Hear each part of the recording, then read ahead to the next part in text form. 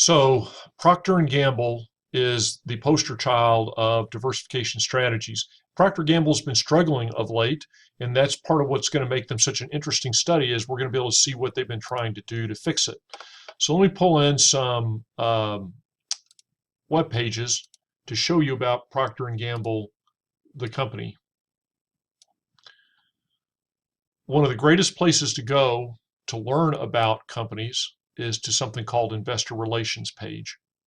So you can see a couple of the quick hits, their symbol, their stock price, and then you see, and it just shrinking because of me doing the shrinking thing on the trying to shrink down to get it to fit in there. They've got 100. They're in 180 countries. They've been in business since 1937. Let's take a look at Procter and Gamble at a glance. These are their major segments, what they call their reportable segments. You'll see that later on they talk about 10 different lines, so I guess if we count these, they would add up to 10.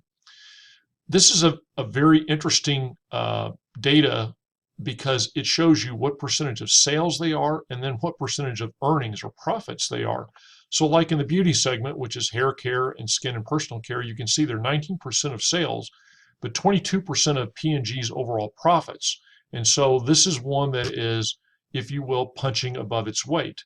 These are the brand names. These are all brand names that you know. So you see grooming, again, big part of their business, even bigger part of their revenue. Healthcare, about even. They put toothbrushes there in personal healthcare. Fabric and home care, this is the Tide that P&G is so famous for. And you can see this is one of the areas where they're not doing as well. It's 33% of their revenue, but only 29% of their profit. And then baby, feminine, and family care. So now, what do they share? Well, if you think about it, there's a lot of commonalities in the research and development. A lot of these things are soap-based, if you will. Hair care, and you get into some of the baby wipes and the like. There's a lot of commonality in the science, so they should be able to share their research and development activities. Likewise, how many of these things have to do with paper? So you have the some of the home care items, and then you have, well, I'm sorry, you look into baby care, feminine care, and family care. All of those are paper-based, and so they should be able to share some of their paper operations between the two. In terms of corporate relatedness, you have brand names that they're trying to sell. So when we go back and look at the main slide, you can see they launched car washes with Mr. Clean, where they're overtly trying to sell their common brand name.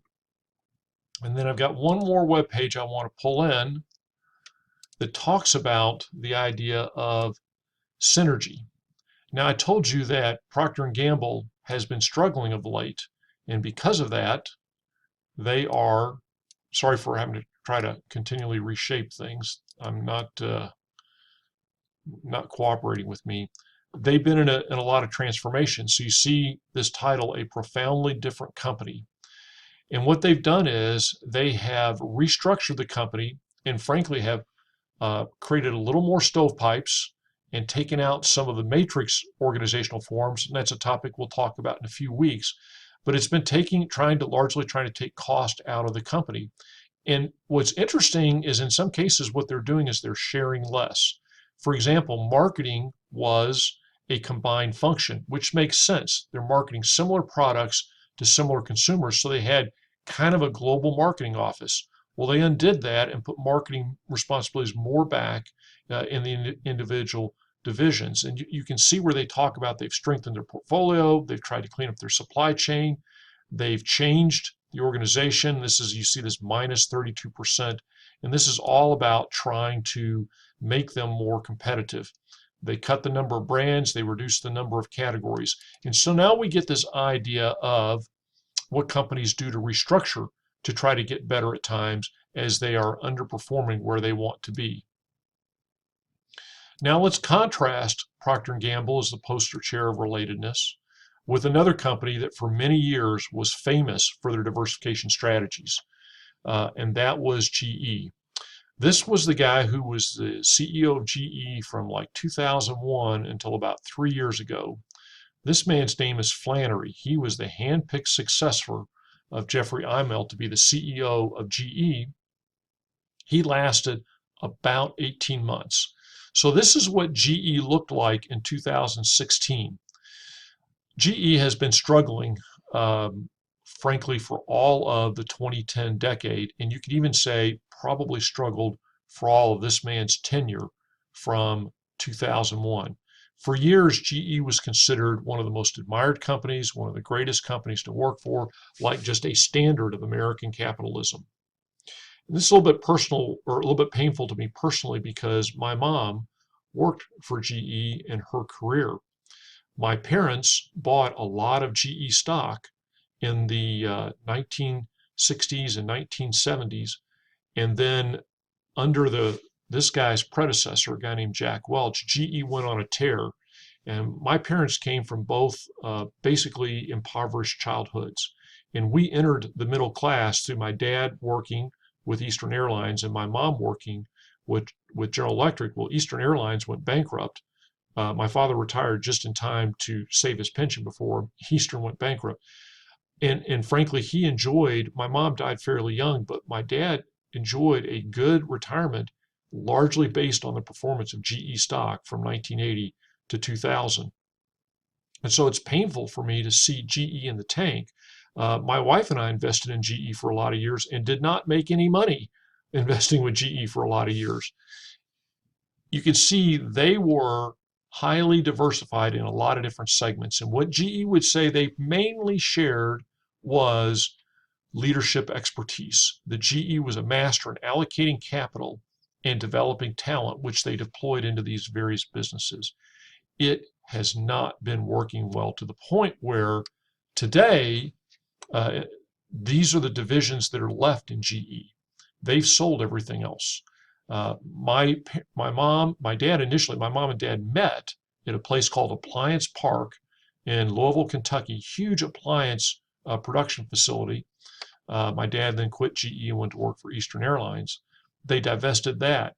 They just over the past 2 years have divested oil and gas, healthcare, which at one time was enormously profitable for them in their transportation. This was locomotives. They were built down in Fort Worth. This guy is the new CEO of GE. His name is Larry Culp, and he is a first because he is not a lifer for GE. He was brought in to turn around the company, and I'll tell you about his expertise a little bit later. So now let's shift from the idea of corporate or of economies of scope to the idea of market power.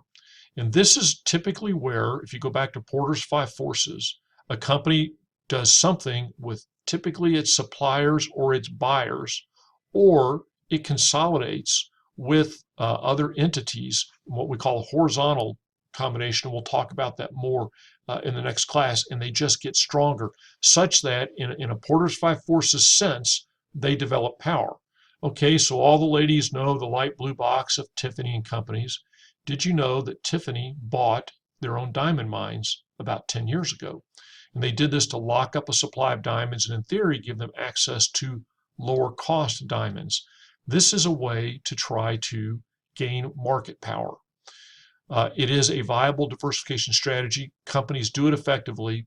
It's also not without risks, and we'll be talking about that more in our next class. But the idea of market power is very important, and we'll be talking about that in several of the future classes. This idea of we just gain control, again, from a Porter's 5 forces sense of we have more oomph over the market than do other people. We'll stop here and then go on and talk about unrelated diversification and wrap up the lecture in the next video.